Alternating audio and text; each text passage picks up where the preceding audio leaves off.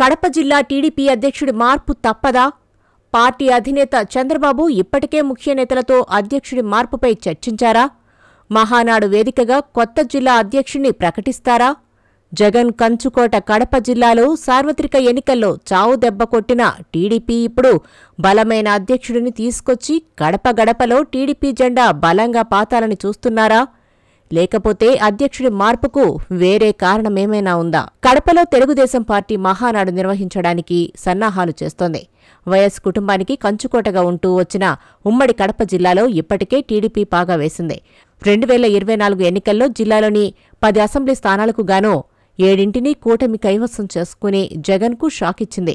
ఇప్పుడదే జిల్లాలో లోకేష్ కనుసన్నల్లో మహానాడు నిర్వహణకు ఏర్పాట్లు జరుగుతుండటం ప్రాధాన్యత సంతరించుకుంది. కడప జిల్లా రాజకీయాలంటే ఠక్కున గుర్తుకు వచ్చేది వైఎస్ కుటుంబం. నాటి కాంగ్రెస్ పార్టీ నుంచి నేటి వైసీపీ వరకు అక్కడంతా ఆ కుటుంబానిదే హవా. అందుకు తగ్గట్లే గడిచిన 25 ఏళ్లలో ఉమ్మడి కడప జిల్లాలో తెలుగుదేశం పార్టీకి నామమాత్రపు సీట్లే దక్కాయి. మొత్తం 10 అసెంబ్లీ నియోజకవర్గాలకు గాను 2004లో ఒక్కచోట మాత్రమే గెలిచింది తెలుగుదేశం. 2009లో కూడా అదే పరిస్థితి. 2014లో కూడా రాజంపేటలో మాత్రమే తెలుగుదేశం పార్టీ ఎమ్మెల్యే గెలిచారు. ఇక 2019కి వచ్చేసరికి మొత్తం 10కి 10 సీట్లు దక్కించుకుని వైసీపీ క్లీన్ స్వీప్ చేసింది వైసీపీ. కానీ ఆ తర్వాత మాత్రం సీన్ మారిపోయింది.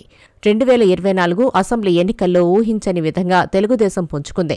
ఉమ్మడి కడప జిల్లాలోని 10 స్థానాలకు గాను 7 చోట్ల కూటమి ఎమ్మెల్యేలు గెలిచారు. కడప జిల్లాలో టీడీపీ 5, బీజేపీ 1, జనసేన 1 చొప్పున అసెంబ్లీ స్థానాలు దక్కించుకున్నాయి. మొట్టమొదటిసారిగా జిల్లాలో బీజేపీ, జనసేన బోణీ కొట్టాయి.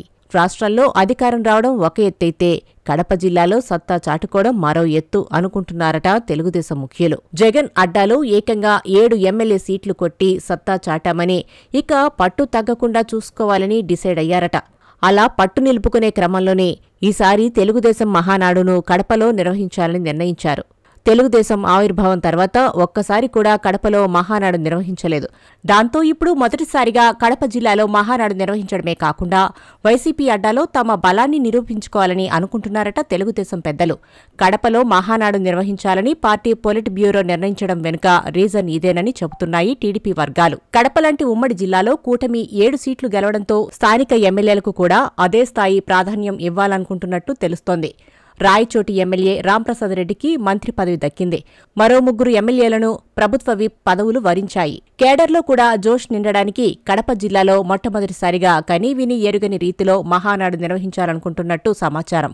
ఇప్పటికే వైసీపీ అడ్డాలో పాగా వేసిన తెలుగుదేశం మహానాడు నిర్వహణతో తన సత్తా చాటాలని అనుకుంటోందట.